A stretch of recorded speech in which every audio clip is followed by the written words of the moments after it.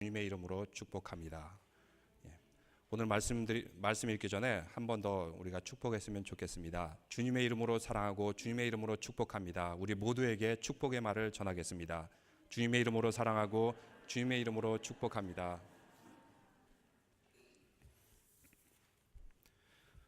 초등학교 학생들이 시험 문제에 쓴 그 황당한 답안들을 모아둔 그런 내용이 있습니다. 아시는 분도 있겠지만 몇 가지 소개하면 이렇습니다. 문제가 이렇습니다. 옆집 아주머니께서 사과를 주셨을 때 뭐라고 인사해야 될까요? 여기에 대해서 어떻게 인사해야 되죠? 어떤 아이는 이렇게 답을 썼다고 합니다. 뭐 이런 걸 다 이렇게 썼다 그래요. 여러분, 이렇게 하면 틀렸다고 해야 될까요? 맞았다고 해야 될까요? 참 헷갈립니다. 또 이런 문제가 있습니다. 만유인력의 법칙을 발견해낸 사람은 누구죠? 죽었다. 이렇게 쉽게 대답을 했다고 합니다. 하도 어이가 없어가지고 선생님이 그 답 옆에다가 교무실로 오너라 이렇게 댓글을 달았다고 합니다. 또 이런 아주 심오한 질문이 있습니다. 우리가 자주 잘못을 했는데도 불구하고 왜 부모님은 우리를 사랑하실까요? 여러분, 여기에 대해서는 어떻게 답을 달고 싶습니까? 그 초등학생은 이렇게 대답을 했다고 합니다. 우리가 잘못을 하는데도 불구하고 왜 우리를 사랑하실까? 그러자 초등학생은 답을 달기를 그러게 말입니다. 이렇게 답을 썼다고 합니다. 그러게 말입니다. 사실 사랑이란 것은 말로 설명할 수 없는 무엇인가가 있습니다. 진정한 사랑에 대해서 그러게 말입니다 라고 대답을 할 수밖에 없는 것 같아요. 2006년 5월에 휴먼 다큐멘터리에서 너는 내 운명이다 라는 실화 다큐멘터리가 있었습니다. 여기 미국에 온 이민 온 분들은 항상 한국에서 유행하던 거를 몇 년 뒤늦게 할 때가 있어요. 저도 뒤늦게 유튜브를 통해서 보게 되었는데 그 내용은 이렇습니다. 그 다큐멘터리를 찍기 4년 전에 여대생이었던 서영란 씨 그리고 노총각이었던 정창원 씨가 운명적인 만남을 갖게 됩니다. 서영란 씨는 대학을 졸업하고 나서 교사가 되기 위해서 교육대학에 가기 전에 아르바이트를 하기 위해서 대형 할인마트에서 아르바이트를 합니다. 그때 만난 청년이 정창원 씨인데 둘은 서로 사랑하는 사이가 되었습니다. 그런데 두 사람의 나이 차이가 9살이나 차이가 났습니다. 또 학력에 있어서도 서영란 씨는 대학 졸업인데 정창원 씨는 고등학교밖에 졸업하지 못하였습니다. 자기는 고등학교밖에 졸업하지 못했고 그 여인은 나이 차도 많이 나는데 대학도 졸업했으니 처음에는 정창원 씨가 그 사랑을 받아들여지를 않았어요. 의심을 했습니다. 근데 그 여인의 진심을 알게 된 다음부터 서로 사랑하게 되었습니다. 당연히 부모의 반대가 있었죠. 근데 부모의 반대에도 불구하고 둘은 열렬히 사랑하다가 그만 청천벽력 같은 소식이 들려옵니다.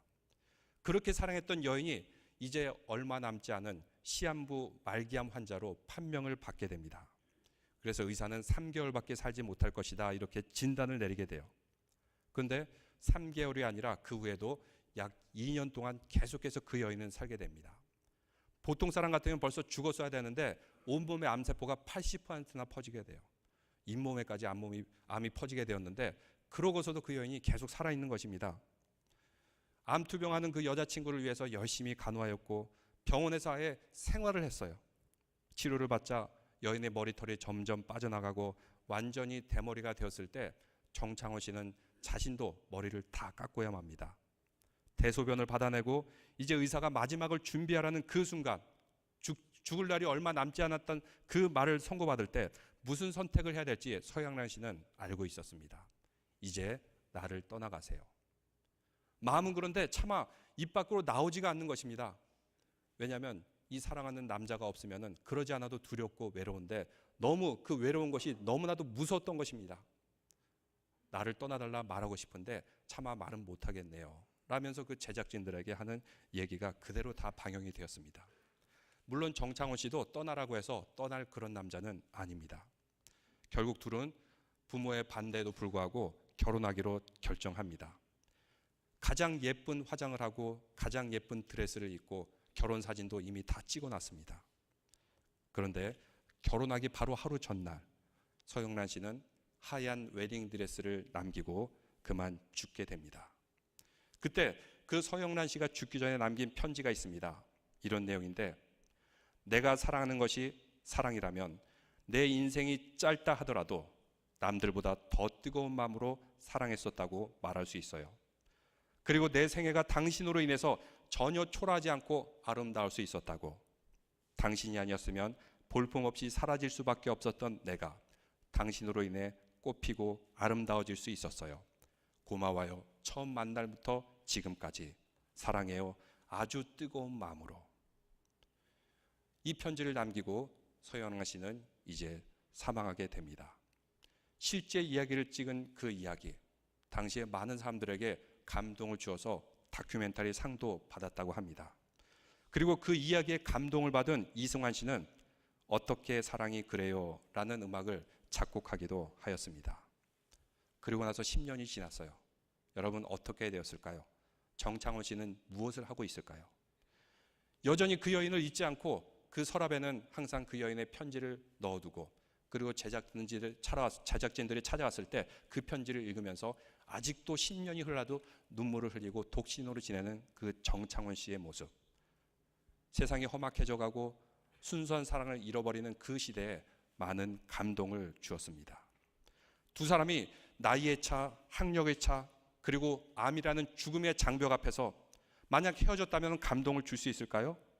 근데 같이 머리를 깎고 병원에서 살다시피 하고 대소변을 받아내고 아직도 10년이 지났지만 그 편지를 보고 눈물을 흘리는 그 정창원 씨의 모습, 그 모습이 많은 사람들에게 감동을 주었습니다. 이 여인은 죽어가는 볼품없는 여인처럼 보였을지 모릅니다. 그러나 절대로 불행한 여인이 아니었습니다. 그 여인은 사랑을 했고 사랑을 받았고 또 이 땅에 사랑을 남기고 떠날 수 있었다면 참으로 행복한 인생을 살았다고 말할 수밖에 없지 않습니까? 의사는 3개월만 산다 그랬는데 그 사랑의 힘으로, 믿음의 힘으로 2년이나 더 살았습니다. 무엇이 그 여인의 삶을 지속하게 만들었을까요? 무엇이 그 여인을 행복하게 만들었을까요? 그것은 진정한 사랑을 주었기 때문이고 진정한 사랑을 받았기 때문입니다. 그 지극한 사랑, 그래서 그 여인의 삶은 행복했다고 말할 수 있습니다. 사랑하는 성도 여러분, 참으로 복된 인생이 무엇일까요? 많은 것을 누리고 외모가 좋으면 성공한 인생입니까? 인생의 참된 가치는 정말로 사랑을 할 사람이 있는 것이고 진정으로 사랑을 받을 사람이 있을 때 참으로 복된 인생, 성공한 인생이 아닐까요? 여러분, 살아오면서 후회하는 것들이 있습니까? 그러나 하나님을 사랑하였고 이웃을 사랑하였고 가족을 진심으로 사랑한 그 공동체가 있었다면 결코 후회하지 않는 인생이 될 줄로 믿습니다.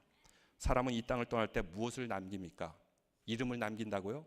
그 이름은 금방 사람들의 기억에서 잊혀집니다. 그런데 오래오래 남아있는 것이 있습니다. 그것은 사랑을 하였고 사랑을 받은 것만이 흔적이 되어서 계속해서 남을 줄로 믿습니다. 그 사람이 바로 행복한 인생, 성공한 인생이 됩니다.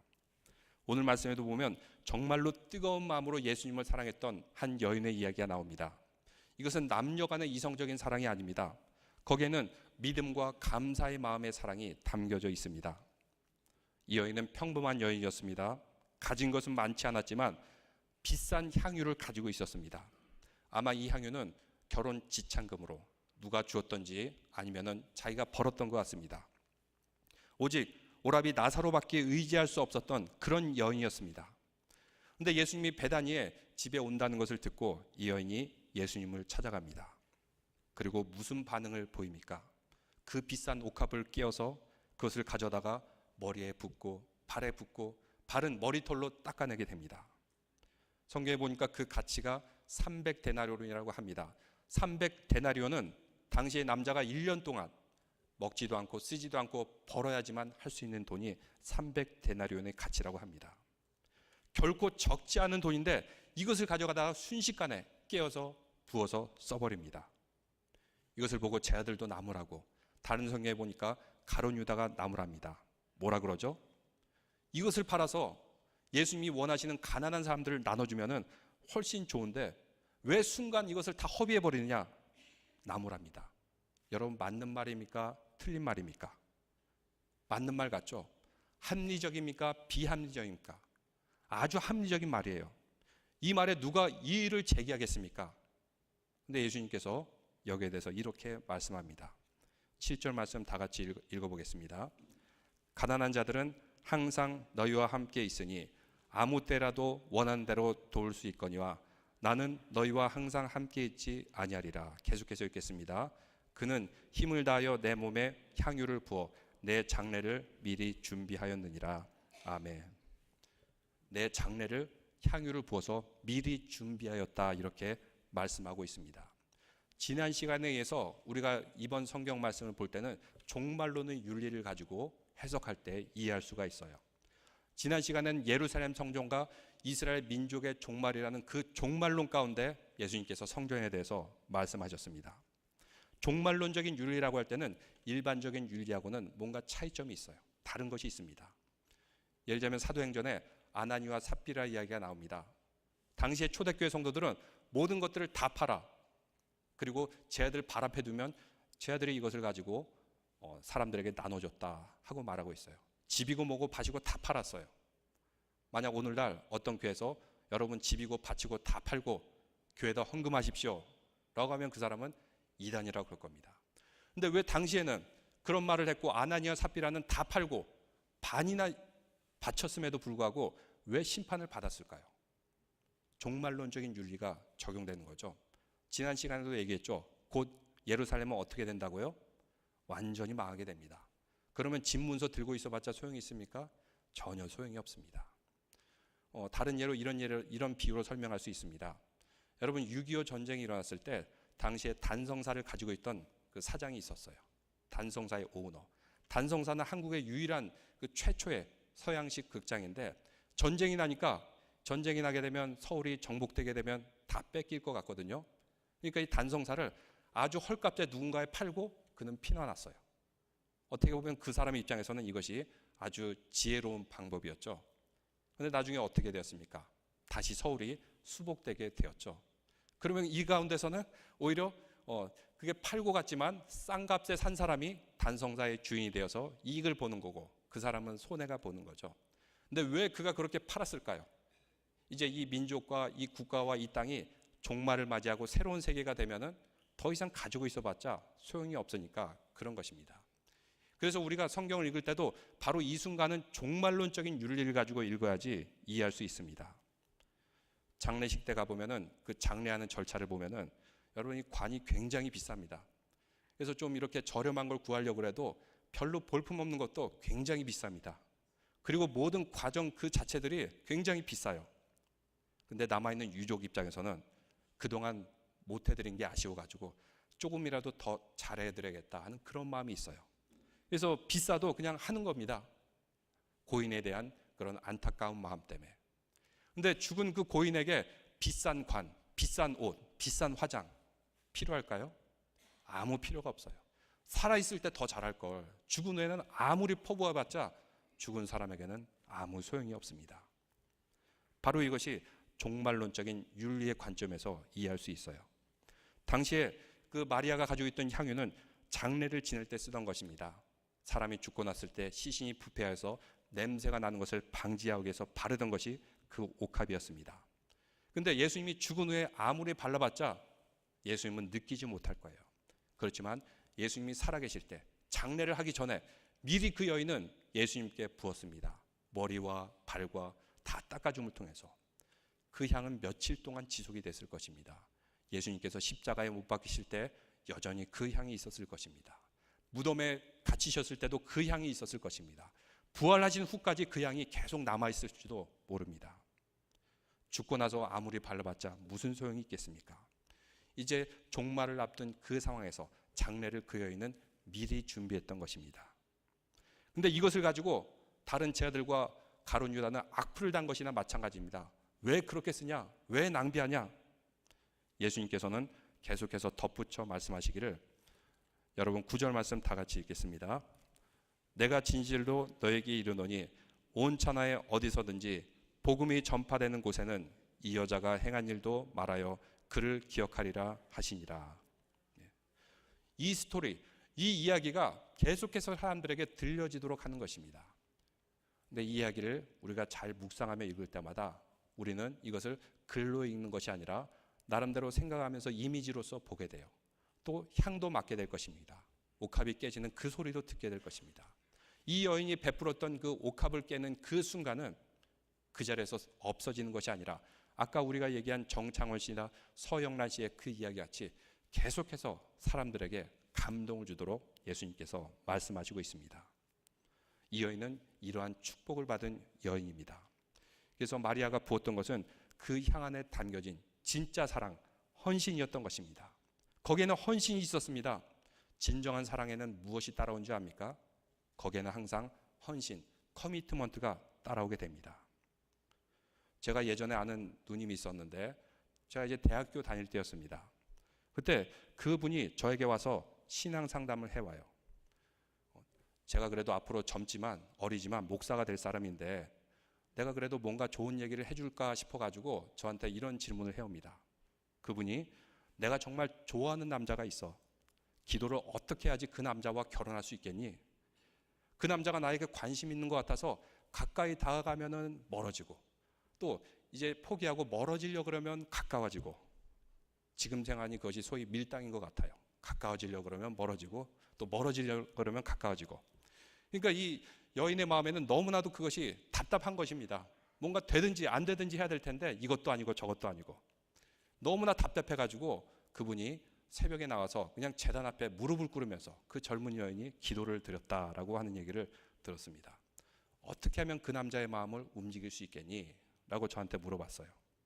근데 제가 뭐 아는 것이 뭐가 있겠습니까? 근데 어디서 뭔가 들은 게 하나 있었어요. 그래서 이렇게 대답했어요. 정말로 그 남자를 위해서 헌신할 수 있어요? 그러더니 그 여인이 잠시 생각을 하더니 그런 것 같지는 않아.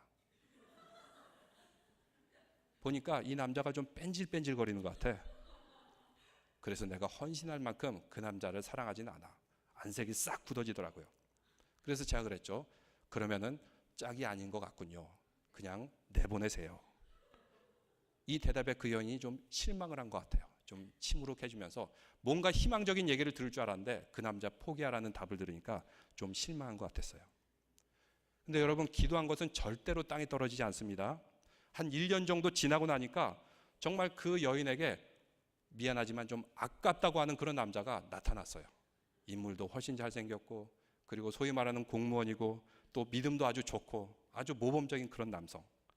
그래서 그런 남자와 만나서 정말 헌신하면서 사랑하고 결혼했던 그런 적이 있었습니다. 바로 사랑하면은 헌신을 하게 됩니다. 마리아가 예수님께 향유를 부은 것은 그 안에는 진정한 예수님에 대한 헌신과 사랑이 담겨져 있었습니다. 그 헌신과 사랑이 있다면 다른 어떤 것도 눈에 보이지 않아요. 오직 예수님만 보이는 것입니다.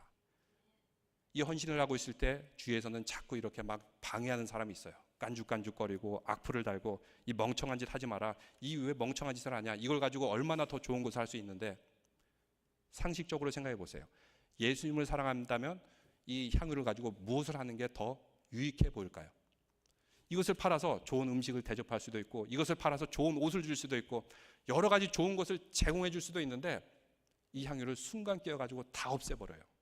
얼마나 어리석고 얼마나 멍청해 보입니까? 근데 이것을 이해하기 위해서는 어떤 관점에서요? 종말론적 윤리의 관점에서 이해하면 됩니다. 주위에서 막 욕을 하죠. 저런 멍청한 짓. 오버하지 마라. 오버하지 말라. 여러분 오버하지 말라가 영어로 세 글자로 뭐라고요? 오바마라고. 이게 소위 말하는 그 저도 나이가 들어가니까 누구 닮아가서 이런 엉뚱한 얘기를 하는데 야 오버하지 마 하면서 주위에서 막 얘기를 하는데 만약 그 여인이 이것을 듣고 잠깐 마음이 흐트러졌어요. 그리고 그 악플을 달고 이렇게 비난하는 얘기를 듣고 네가 뭘 하냐, 네가 뭘 한다고 그래 하면서 같이 그 자리에서 대꾸하고 말싸움한다면 그 순간이 어떻게 되겠습니까? 갑자기 그 순간에 진흙탕 싸움이 되는 거예요. 예수님께 헌신하는 순간이 아니라 서로 싸우고 서로 논쟁하는 그 자리가 되는 것입니다. 그 여인은 정말로 헌신하고 사랑했기 때문에 다른 어떤 게 보이지 않아요. 오직 그 옥합을 지금 깨서 예수님께 그 모든 향기를 발라드림을 통해서 이제 더 이상 베풀 수도 없고 좋은 음식을 해줘봤자 무슨 소용이 있습니까? 좋은 옷을 해드려봤자 무슨 소용이 있습니까? 이제 곧 예수님께서는 십자가를 지고 장례를 치르게 될 텐데 그래서 그 여인은 그 옥합을 깨뜨려서 오직 예수님만 쓰여지기 위해서 모든 향을 순간에 다 써버린 것입니다. 이렇게 사랑하고 헌신하면 어떤 방해도 이겨낼 수가 있어요. 이게 운동을 보면은 어떤 운동선수가 이제 막 잘하는 운동선수라서 주목을 받고 있어요. 막 3점슛도 잘 넣고 패스도 잘하고 리바운드도 잘 받고. 근데 어느 순간 이 운동선수가 막 침체기를 거치게 됩니다. 갑자기 침체해요. 왜 그런가 봤더니 이 선수가 잘한다 그러니까 이제 상대편 선수에서 집중 마크하는 사람을 보냅니다. 근데 집중 마크하는 게 없을 때는 3점슛도 잘 넣고 리바운드도 잘 받았던 선수가 누가 이렇게 방해하고 마크하기 시작하니까 그때부터 이제 기량이 막 떨어지는 거예요. 진짜 실력이 무엇입니까? 이런 방해와 여러 가지 디펜스와 이런 것을 뚫고 골을 넣는 사람이 진짜 실력자가 아닙니까? 아무도 방해 없을 때 누가 못하겠습니까? 근데 막 이렇게 저렇게 혼란을 주려고 하고 막 이렇게 깐죽깐죽거리고 이럴 때 그럼에도 불구하고 주님께 헌신할 수 있는 사람이 진정으로 믿음의 헌신자가 될 줄을 믿습니다. 그래서 우리도 신앙생활 할 때도 이렇게 한 곳만 바라봐야 됩니다. 주님만 바라봐야 됩니다. 마리아는 예수님께 나아갈 때 여러 가지 방해가 있었습니다. 당시의 여성이라는 조건, 그리고 예수님께 헌신하는 그 순간에도 각종 악플을 다는 사람들. 그런데 그 여인은 확고한 마음이 있었어요. 헌신하는 마음으로 가득 차게 되면 어떤 가운데서도 흔들리지 않습니다. 나이가 들면 골다공증에 걸리기 쉽다 그러죠. 골다공증은 뼈에 구멍이 막 숭숭 나고 뼈의 밀도가 아주 약해집니다. 근데 여기까지는 좋아요. 부러지면은 그 뼈들이 막 으스러져 가지고 가루가 됩니다. 보통 사람은 부러지면 이게 뼈가 툭 하고 부러지는데 골다공증에 걸리면 뼈가 막 으스러져 가지고 가루가 돼요. 그럼 이것이 혈관에 박히든지 혈관 속을 타든지 해가지고 염증을 일으키고 각종 질병을 일으키는 2차적인 병으로 계속해서 나아가기 때문에 문제라고 합니다. 근데 마음과 영혼에도 골다공증이 있는 사람이 있어요. 조금만 일해도 상처받았어. 이래도 실망했어. 이래도 나 상처받았어. 저래도 상처받았어. 왜 그럴까요? 그 마음과 영혼에 골다공증이 있기 때문이에요. 그럼 골다공증을 예방하기 위해서 무엇을 해야 됩니까? 사람이 좋은 것을 먹어야 되고 운동을 해야 되고 훈련을 해야 되고 그리고 이 단백질로 잘 채워줘야지 골다공증을 예방할 수가 있죠. 우리의 영혼도 그렇습니다. 어떻게 하면 골다공증을 예방할 수 있을까요? 우리가 좋은 말씀을 읽어야 되고 서로 축복하는 말을 해야 되고 그리고 성경 말씀으로 우리의 생각과 마음을 다 채워넣어야 되지 우리가 영혼의 골다공증을 예방할 줄로 믿습니다. 그러면 어떤 가운데서든지 흔들리지 않습니다. 마음과 영혼이 단단하기 때문에. 마리아는 이 헌신을 하면서 이것이 얼마나 비싼가, 이것을 벌기 위해서 얼마나 수고했는가 절대로 그런 얘기를 하지 않습니다. 누가 뭐라고 비난해도 흔들리지 않습니다. 사랑과 헌신이 있으면 아무 말이 필요 없어지는 것입니다. 다시 종말론적 윤리의 관점에서 예수님께서 이제 십자가를 앞두고 죽음을 앞두고 있는 그런 상황입니다. 여인의 직감으로 아마 깨달은 것 같습니다. 뭔가 이상하다. 이제 조만간 뭔가 이렇게 결단이 날 것 같다. 그래서 마지막 모든 힘을 다해서 예수님을 향하여 이 향유를 완전히 부어서 순간 다 소비하는 것을 보게 됩니다. 어떻게 보면 더 실속 있는 방법이 있을 수도 있어요. 그런데 종말론의 윤리의 관점에서 보면은 이제 그 실속이 있다고 하는 것이 더 이상 소용없게 되는 그런 순간이 오게 됩니다. 그래서 종말의 윤리, 예수님 재림의 신앙을 가지고 있는 사람들은 바로 이 순간 하나님께 해야 될 것이 무엇인지 분명하게 깨달을 수 있습니다. 오직 예수님께만 쓰여지길 원했고 그리고 이 순간 예수님께만 다하기를 원했던 것입니다. 그 유일한 방법, 그냥 향유를 조금씩 찍어서 붙이는 것도 아니고 그냥 예수님께 들어서 예수님 이거 틈날 때마다 쓰세요라는 것이 아니라 바로 그 순간에 다 예수님께 부어내는 것을 보게 됩니다. 또한 세 번째로 마지막으로 마리아의 향유는 예수님의 사랑에 대한 반응이었던 것입니다. 예수님의 사랑, 거기에 합당한 사랑에 대한 반응을 위해서 그는 향유를 부은 것입니다. 예수님께서 어떻게 하셨죠? 마리아의 오라버니 나사로를 죽은 가운데서 살리셨어요. 예수님께서 많은 기적이 있었지만 죽은 사람을 살린 경우는 딱 두 가지입니다. 회당장 야이로의 딸 그리고 나사로. 근데 이 살렸을 때 어떤 일이 있었냐면 살리고 나니까 예수님에게 인기가 막 폭발하게 되는 것입니다. 야, 죽은 자도 살릴 수 있어? 그럼을 통해서 바리새인과 서기관들이 어떻게 생각하냐면 저 사람에게 인기가 다 간다. 안 되겠다. 제거해야겠다. 사실은 예수님께서 나사로를 살림으로 인해서 그의 죽음의 날짜가 점점 더 가까우게 만들었던 결정적인 계기가 되었던 것입니다. 마리아는 그것을 알았습니다. 자신의 오라버니를 살리고 우리 가정을 지켜주고 그 대신 예수님의 생명을 재촉하게 된 그 사건, 직감적으로 알았던 것 같아요. 당시의 분위기도 예수님을 빨리 죽이고자 하는 그런 분위기가 있었던 것 같습니다. 그래서 이것을 의식적으로 직감을 하고 있었던지 아니면은 무의식적으로 생각하고 있었던지 예수님의 장사를 준비하기 위해서 그 향유를 부었던 것입니다. 예수님을 따라다니는 군중들도 많았고 제자들도 12이나 되었고, 근데 정작 예수님께서 죽은 후에는 누가 찾아갔습니까? 니고데모와 몇 명의 여인들, 마리아를 비롯한 몇 명의 여인들만 찾아가서 그 장례를 다 마쳐준 것을 보게 됩니다. 무엇이 마리아를 그렇게 헌신할 수 있게 만들었습니까? 그녀가 받은 헌신과 사랑을 알았기 때문입니다. 아무나 향유를 부을 수 있는 것이 아닙니다. 진정한 사랑을 받아본 사람만 향유를 부을 수 있습니다. 우리 교회도 보면 여러 가지로 참 헌신을 하는 분이 많이 계세요. 수고하고 헌신하고 돌보고 사랑하고 지키고, 아마 옆에서 볼 때는 정말 지나치다 할 정도로 교회를 위해서 헌신하고 성도를 위해서 헌신하고 이웃을 사랑하는 그런 분들, 이런 분들이 계세요. 무엇이 이것을 가능하게 합니까? 그만큼 주님의 사랑을 알기 때문인 줄로 믿습니다. 주님께 사랑을 다시 돌려드리는 것입니다. 그래서 어려운 사람들을 돌보고 환난 가운데 있는 성도들 돌보고 교회를 지키고 사랑하고 돌보려는 그런 모습들, 이런 사랑은 말린다고 말려지지 않습니다. 왜냐? 주님을 사랑하기 때문에. 근데 보면 여러분, 성도들을 쭉 보면 똑같이 예배를 드리고 똑같이 이렇게 신앙생활을 하는데 어떤 사람은 아멘, 감사하고 사랑과 은혜가 넘치는데 어떤 사람은 믿음도 별로 없고 사랑도 별로 없고 은혜도 없는 그런 사람이 있어요. 왜 이런 차이가 날까요? 거기에는 이유가 있습니다. 환경과 조건이 아닙니다. 나와 하나님과의 관계에서 그것은 나타나는 것입니다. 여러분, 선교지를 한번 가보신 분들은 알겠지만 저 아프리카의 케냐, 그리고 멕시코, 니카라과 쭉 가면 정말 열악하게 사는 사람들이 있어요. 정말 비참하게 사는 것 같아요. 물도 참 마시기 힘들고 음식도 구하기 힘들고 주거 환경도 굉장히 안 좋고, 여러분, 그래서 여러분 집에서 잠을 주무실 때 지붕이 있고 그리고 삼시세끼를 다 먹을 수 있다면 세계 7% 안에 드는 부자다, 그런 얘기도 있습니다.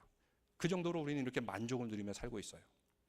근데 정말 열악한 환경에서도 감사하고 행복하고 찬양 부를 때 기쁘고 즐겁고 하는 그런 사람들이 있는 반면에 많은 것을 누리고 있어도 항상 불평과 불만과 원망이 있는 그런 사람, 이것은 환경의 차이가 아닙니다.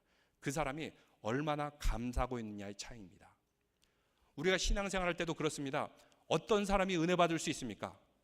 내가 흉악한 죄인에도 불구하고 나를 구원해주고 나를 살려주시고 회복하신 그 믿음이 있는 사람만이 헌신할 줄로 믿습니다. 그럼 믿음이 있는 사람만이 감사합니다.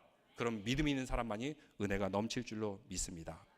그래서 우리는 어떤 환경에도 상관없이 주님에 대한 사랑, 나를 구원하시고 나에게 베푸르신 그 은혜와 사랑, 이것을 우리가 분명히 알게 될 때, 또한 우리가 주님의 말씀과 사랑으로 가득 채우게 될 때 우리의 영혼의 골다공증으로부터 온전히 치유받고 그 은혜와 사랑이 가득할 줄로 믿습니다. 이 사랑을 안고 살아갈 때 승리하는 인생, 행복하는 인생, 그리고 아름다운 인생이 되기를 주님의 이름으로 축원합니다. 다 함께 자리에서 일어나신 후에